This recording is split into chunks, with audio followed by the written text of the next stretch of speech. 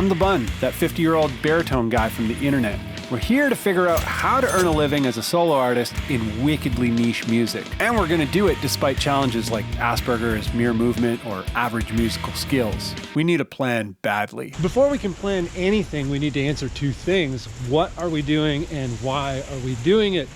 In the past, I used to kind of skip over these things and then find myself down the road being like, what the heck am I doing and why am I doing it? So what we're doing is we're gonna do all this Bun music full time and we're gonna try and make a living doing it. Number two, why are we doing it?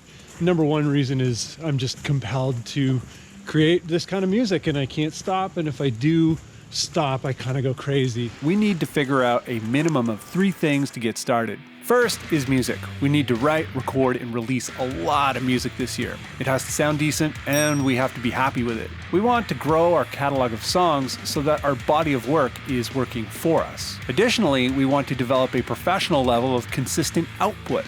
There's a saying, amateurs wait for inspiration, pros show up and do the work. If we want to do this full time, we gotta go pro. Second on the plan is revenue. We have to prioritize methods of earning revenue from the music so that we can keep going and live a meaningful life. What are the revenue streams? What are we missing? And how do we make it better? Lastly is audience. We want to connect with people who are truly stoked on our music, people that we would probably hang out with. The challenge here is the Asperger's thing. I don't think like the average person. I value things very differently.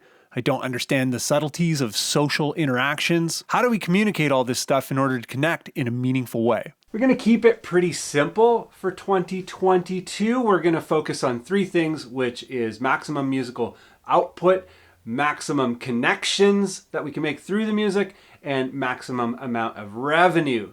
We're not gonna be focusing too much on playing live or anything like that. My musical writing track record hasn't been great.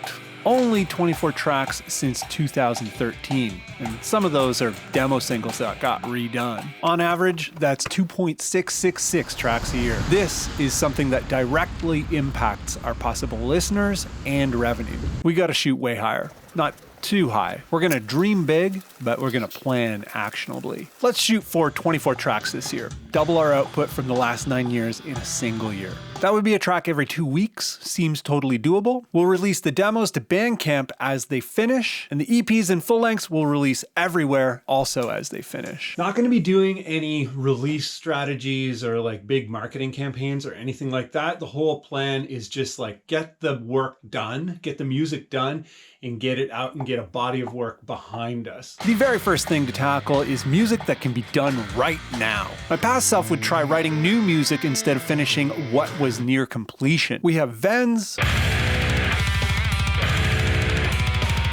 foreigns, and wetlands. We have 4 vens tracks ready to go. We need to refine the tracks, record vocals, and release it. We have 5 wetlands tracks ready to go. 3 are done, 1 almost, 1 rough. We're gonna start with wetlands and pick away at vens. If we're gonna do this whole writing, recording, and releasing thing full time, we don't have time for inspiration or writer's block. What happens if we're stuck in some way? And recently I realized with myself that I just didn't know what my system for writing was. I had no idea how I do it.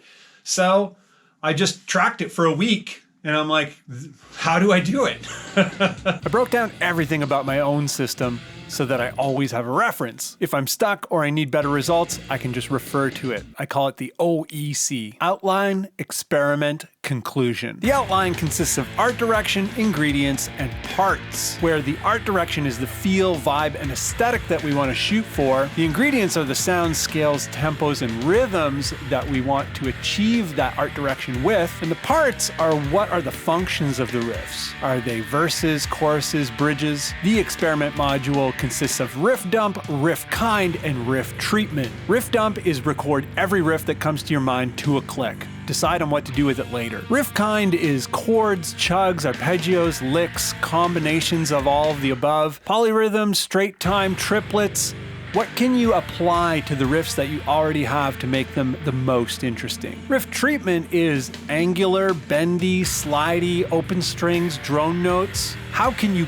play what you have to make it the most interesting? And the conclusion, which consists of blocks, arrangements, and transitions. For blocks, we just create 1 or 2 bar loops. Then we can arrange these blocks and test them against each other, maybe even discover new things about them. With the arrangement, we're looking at the flow and number of repeats, the chorus, the verse, the bridge, etc. Lastly, we have transitions, how to get from one place to another with a specific purpose.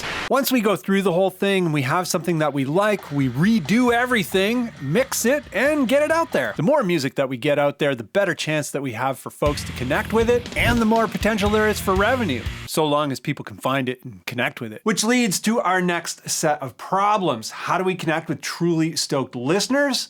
And how do we make money?